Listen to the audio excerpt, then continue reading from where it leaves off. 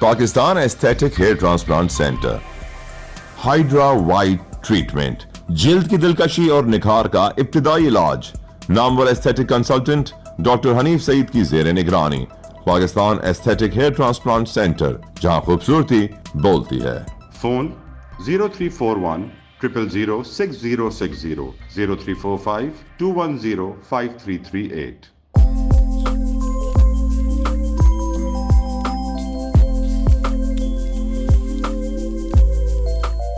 اب آپ health news and views کی ہیڈ لائنز ملاحظہ فرمائیں۔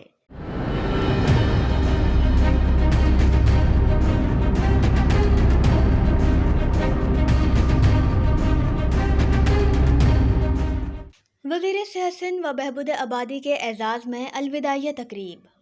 5 سالہ کارکردگی میں سب سے بڑا کارنامہ نااہل ترین ڈاکٹر سکندر علی میمن کو لگانا اور پھر ہٹانا۔ ڈاؤ کینسر سینٹر کی خدمات کا 1 سال مکمل، 2 بستروں سے شروع ہونے والا سینٹر 10 بستروں تک جا پہنچا۔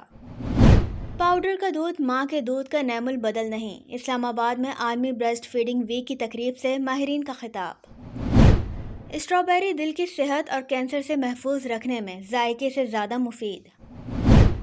جاتے جاتے سندھ کے 29 محکموں میں 762 ڈیز کوٹے کی ملازمتوں کی منظوری۔ حکومت سندھ کی صحت کارکردگی اشتہاری مہم تک محدود، زمینی حقائق برعکس، آگے چل کر تفصیل خصوصی رپورٹ میں۔ سندھ کابینہ کے آخری اجلاس میں سبھراج ہسپتال اردو بازار میں 60 بستروں پر مشتمل پیڈیاٹرک یونٹ، اعظم بستی میں 100 بستروں پر مشتمل مدر اینڈ چائلڈ سینٹر کے قیام کی منظوری۔ اب آپ آج کی ہیلتھ نیوز اینڈ ویوز کی تفصیلات ملاحظہ فرمائیں۔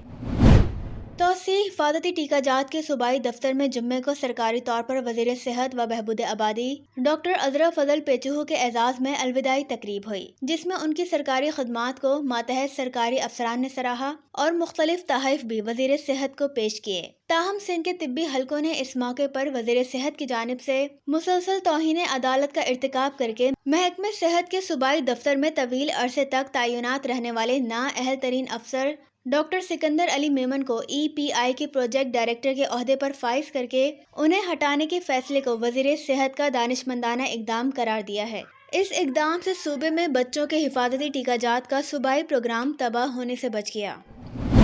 ڈاؤ یونیورسٹی آف ہیلتھ سائنسز کے وائس چانسلر پروفیسر محمد سعید قریشی نے کہا ہے کہ ڈاؤ کینسر سینٹر 1 سال کے مختصر عرصے میں ملک و بیرون ممالک کے کینسر کے مریضوں کی توجہ کا مرکز بن گیا، جو یہاں کے ڈاکٹروں کی مریض دوستی کا مستند ثبوت ہے۔ یہ علاج بہت مہنگا، لیکن یونیورسٹی کی انتظامیہ کیمو تھراپی کی خدمات میں مریضوں کو 30 تا 50% رعایت دی ہے۔ وہ کینسر سینٹر کی خدمات کی 1 سالہ تقریب سے خطاب کر رہے تھے۔ اس موقع پر شعبے کی انچارج ڈاکٹر مریم، ڈاکٹر جہاں آرا حسن، پروفیسر ڈاکٹر زاہد اعظم، ڈاکٹر کاشف شفیق، ڈاکٹر نوید علی خان، ڈاکٹر نسرین ناز نے بھی خطاب کیا۔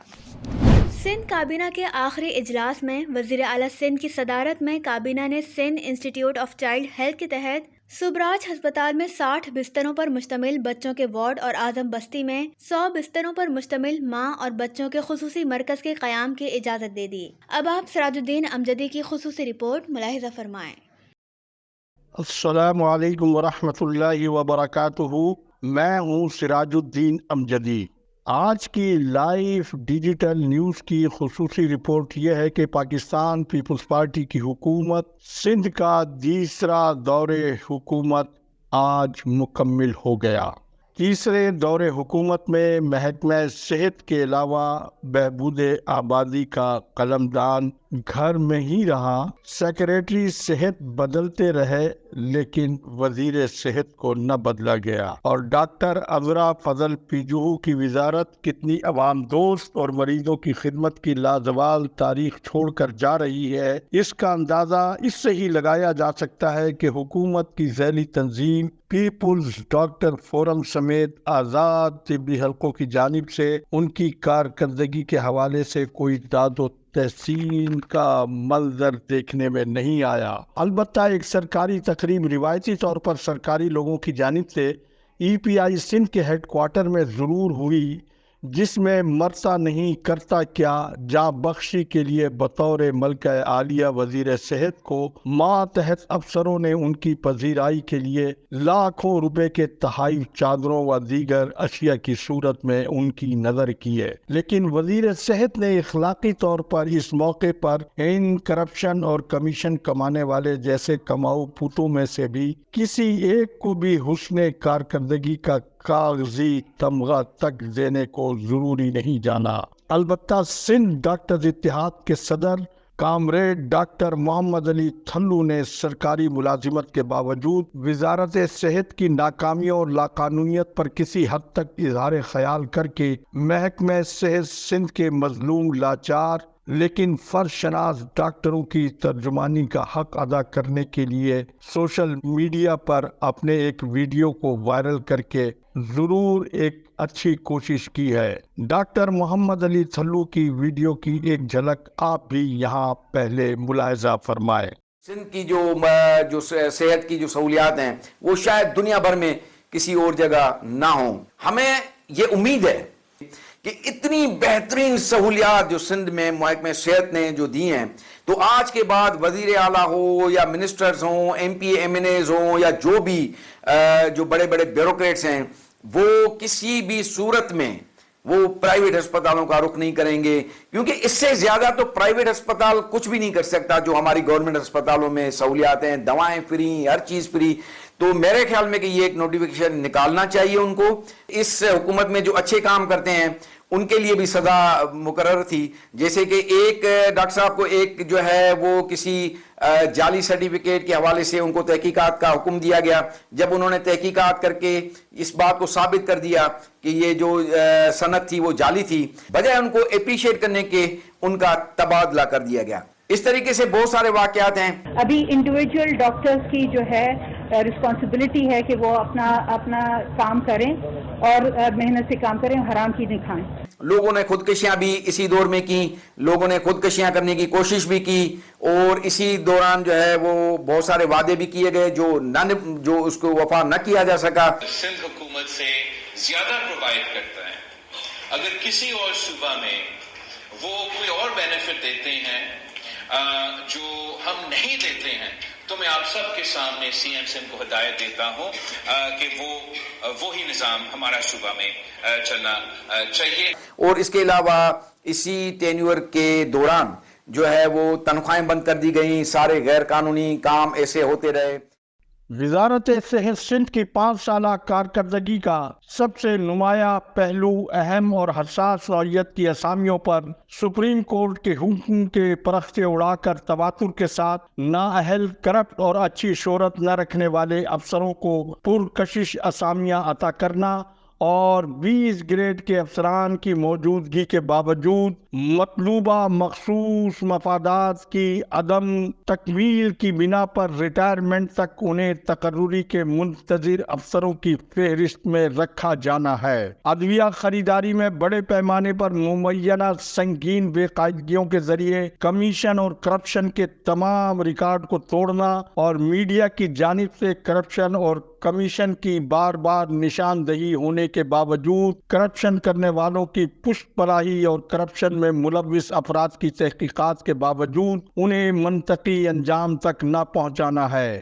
NICVD میں گزشتہ 2 سال سے مفت علاج ختم کر کے مفت علاج کرنے والے امراض قلب کے قومی ادارے کو پرائیویٹ علاج گاہ میں تبدیل کر دینا، یہ سائنس سرکار کی حکومت کا سب سے بڑا کام ہے۔ فرض شناس افسروں کو کھڈے لائن لگا کر ڈاکٹر ندیم قمر کی 20 ارب روپے کی مبینہ لوٹ مار کے باوجود ان کے خلاف نیب کے کیس کو نہ چلنے دینا، کیا سندھ کے ننگے سر اور ننگے پاؤں یہاں علاج کے لیے آنے والوں کو مفت علاج نہ دینا سندھ کے عوام کی خدمت ہے یا ان کے ساتھ دشمنی؟ قومی خزانے سے اشتہاروں اور حکومتی جماعت کے سربراہ سے لے کر وزیر اعلیٰ تک صحت کے شعبے میں جس ترقی اور کامیابی کا راگ الاپ رہے ہیں، وہ صرف اتنا بتا دیں کہ اندرون سندھ سے مریض آج بھی کراچی کیوں منتقل ہو رہے ہیں۔ اور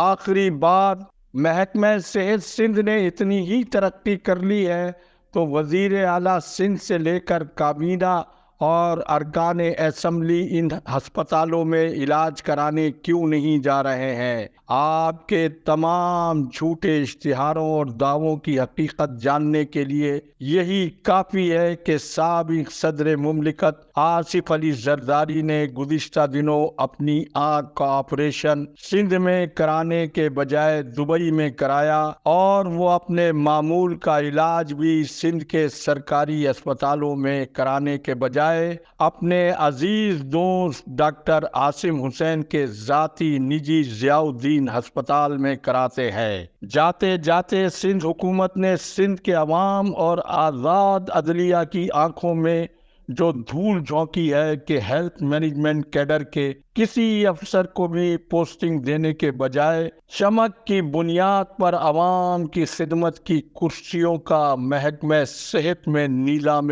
عام کیا گیا ہے۔ سندھ کے عوام کو بدھو اور عقل سے پیدل نہ تصور کیا جائے۔ 21ویں صدی کے عام انتخابات بہت کچھ بدلنے جا رہے ہیں۔ انشاءاللہ پاکستان آباد و شاد، سندھ سلامت رہے گا۔ پاکستان زندہ باد، افواج پاکستان پائندہ باد۔